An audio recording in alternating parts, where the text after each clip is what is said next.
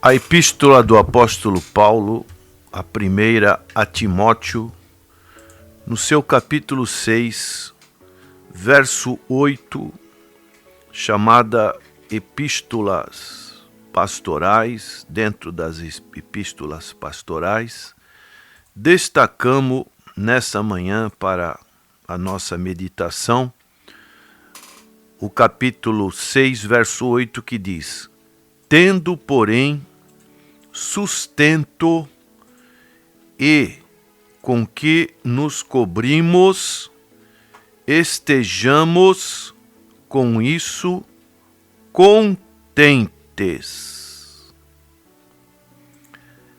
Você sabe o que significa a palavra oneomania?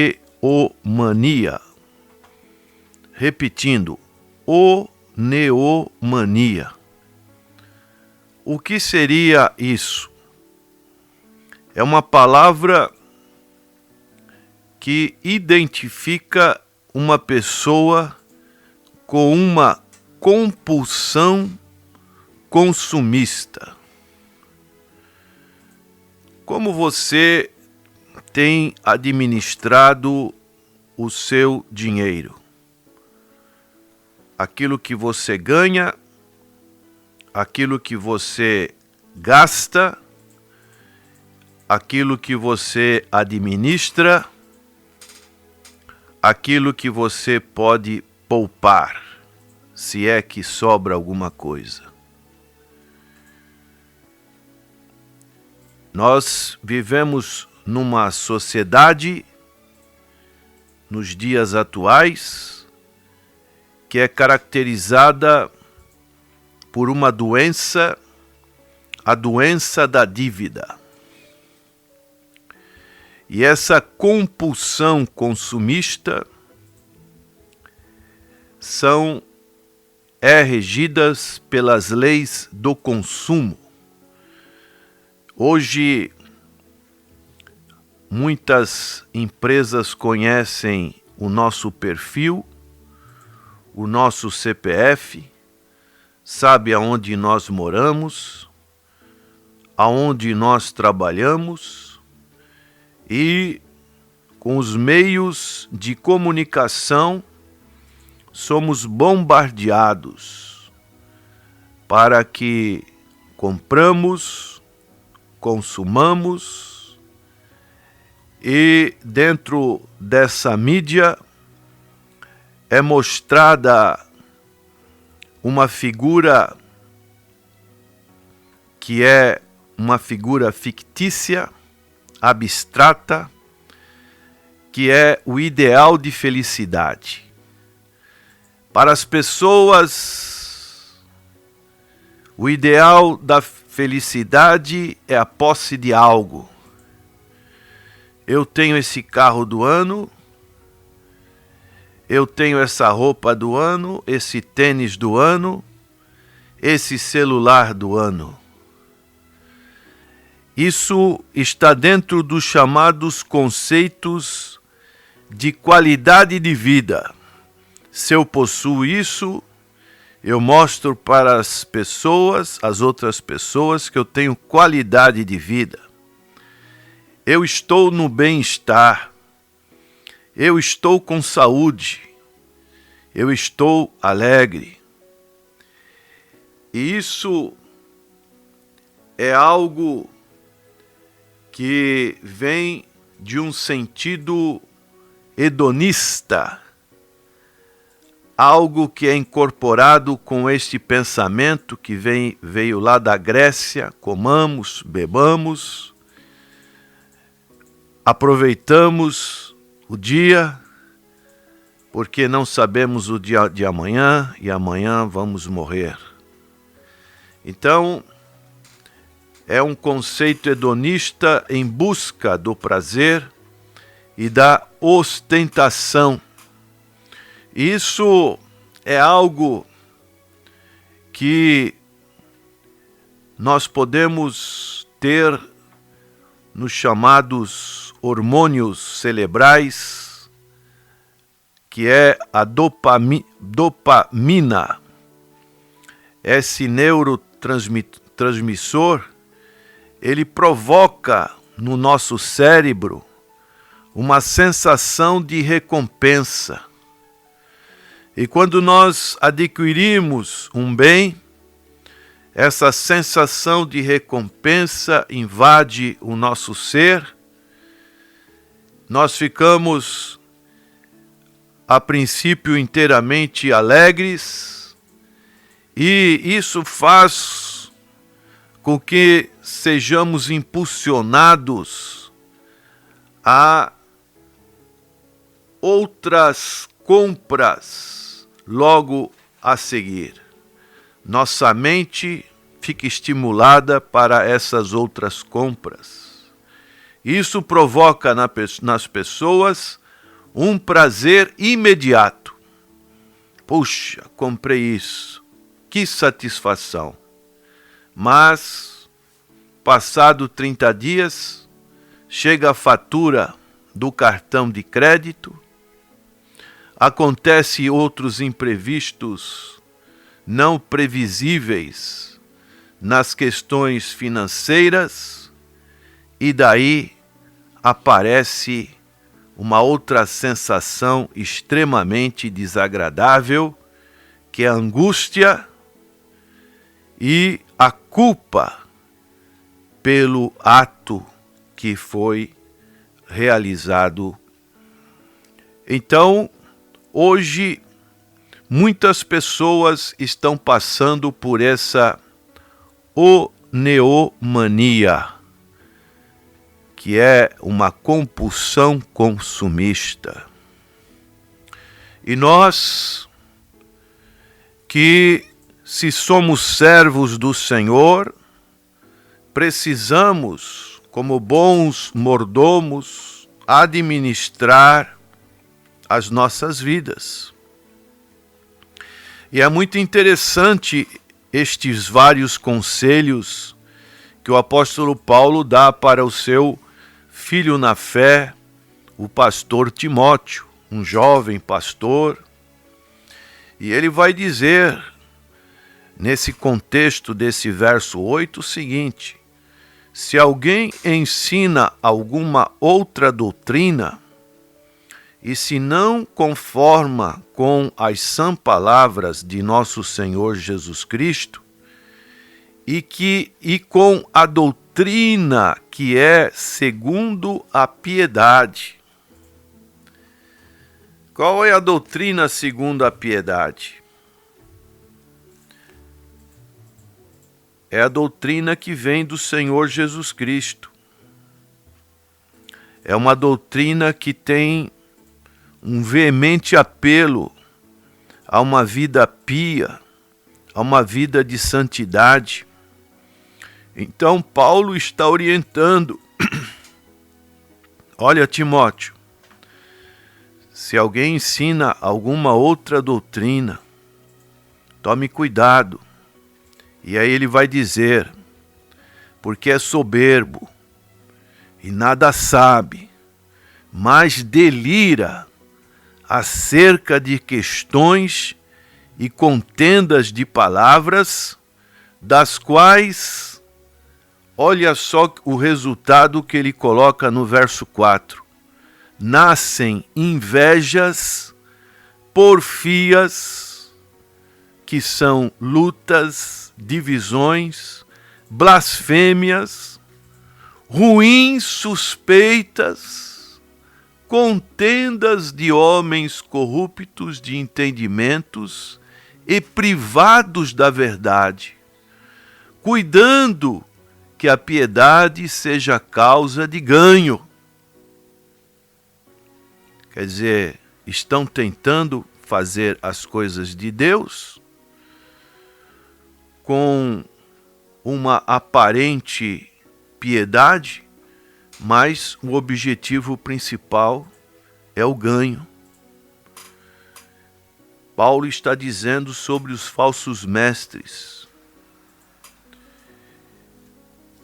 Essas pessoas mostram uma indiferença contra as doutrinas bíblicas, têm um desvio do que os apóstolos ensinaram e tem um desprezo às admoestações claras que Paulo deu nas suas epístolas.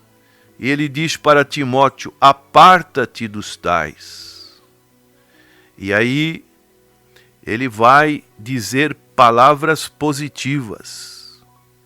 E isso nós precisamos entender neste mundo consumista que nós estamos vivendo, que para sermos felizes, nós precisamos ter dinheiro, nós precisamos ter posições.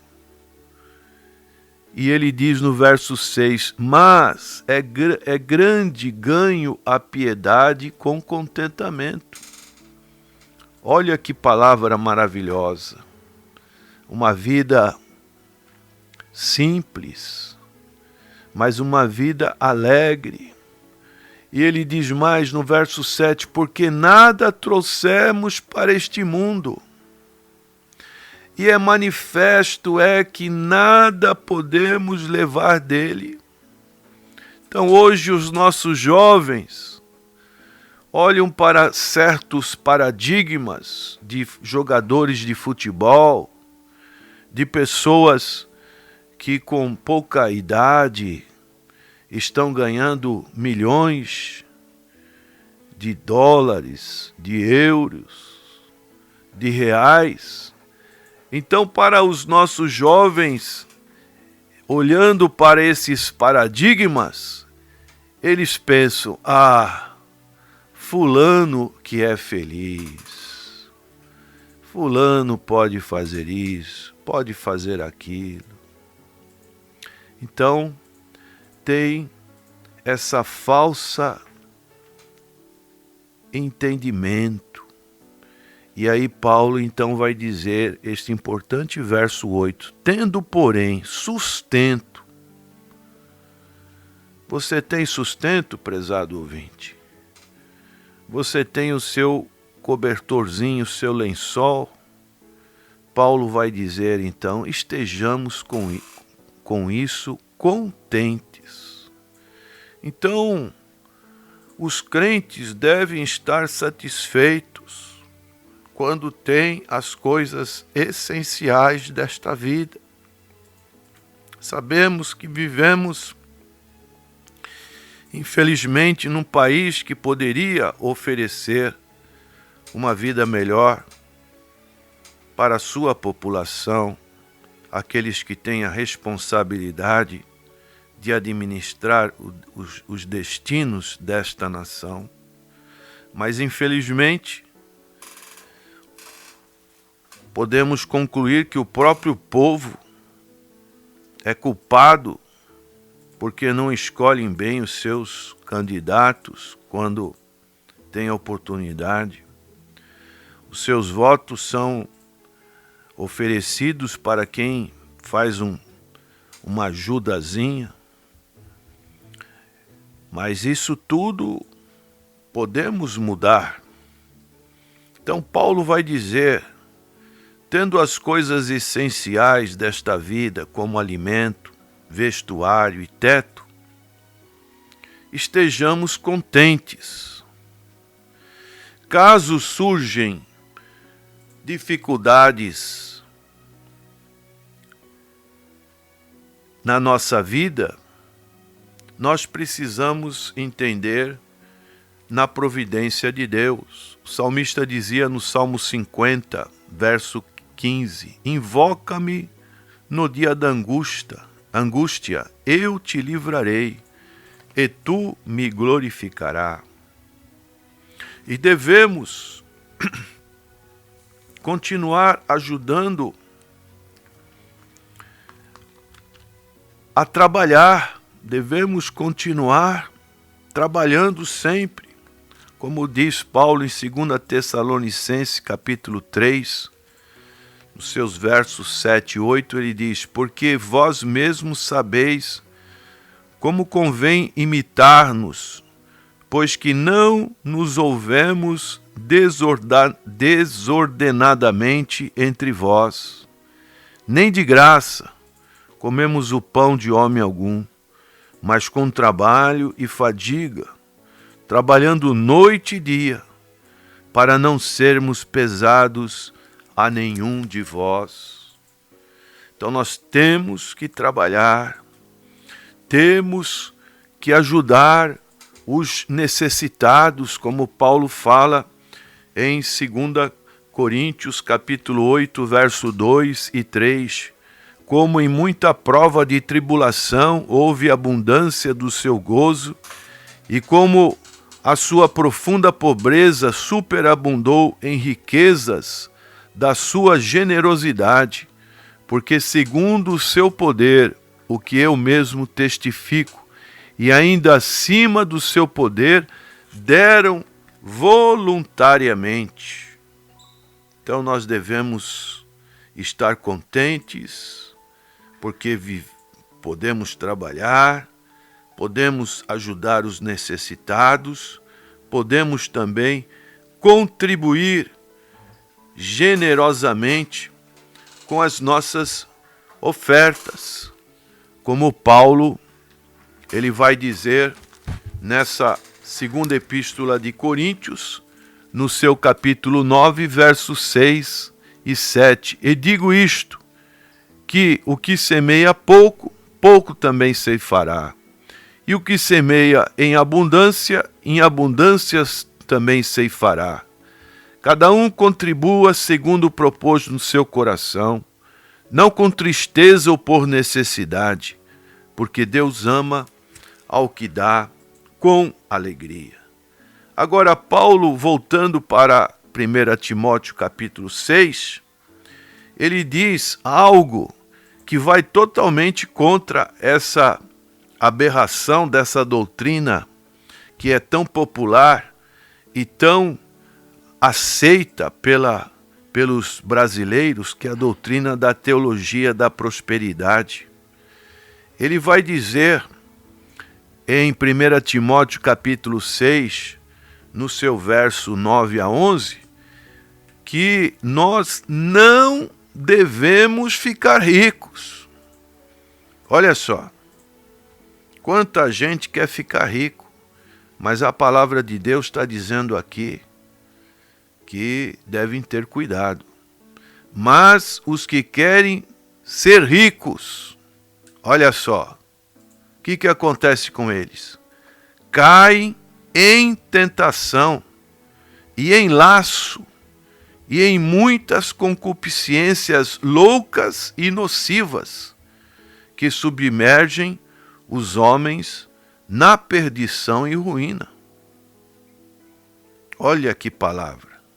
Porque o amor do dinheiro é a raiz de toda espécie de males. E nessa cobiça, alguns se desviaram da fé e se traspassaram a si mesmos com muitas dores. Mas tu, homem de Deus, foge dessas coisas e segue a justiça, a piedade, a fé, a caridade, a paciência, a mansidão.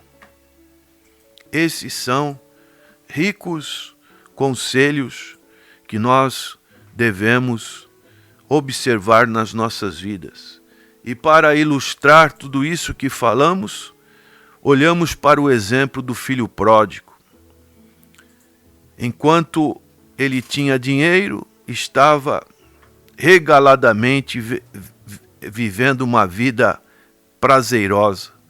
Mas esse gastar foi indo, acabou seus recursos, ele ficou sem nada e ficou numa situação em que, para ter um alimento, ele tinha que comer da comida dos porcos.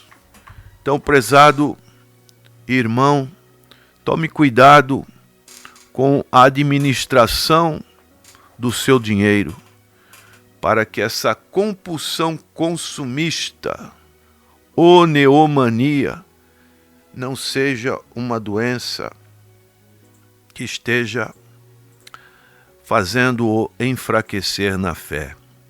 mas que você seja uma pessoa pia, uma pessoa que busque a santificação e você tenha principalmente um contentamento de viver uma vida com Cristo. Ele é a verdadeira riqueza que nós podemos buscar nesta vida. Que Deus te abençoe. Amém.